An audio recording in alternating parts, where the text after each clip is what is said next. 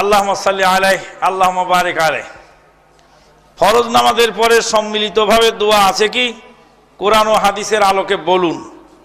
ফরজ নামাজের পরে সম্মিলিত যেই দোয়ার সিস্টেম চালু আছে এর কোনো দলিল কোরআন হাদিসে নেই।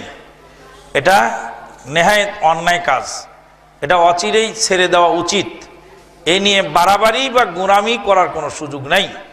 আপনি যদি বলেন যে আপনার সাথে আমার সাথে বাহাস করবেন, আমি বাহাস করতে রাজি না।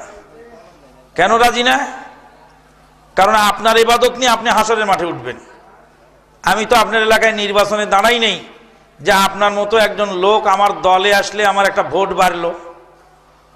আমি তো পীরগিরি করি না যে আপনার মতো লোক আমার দলে আসলে আমার একটা গরু ছাগল বাড়বে। আমার বলার কথা ছিল, বললাম, পছন্দ হলে মানবেন, না হলে না মানবেন।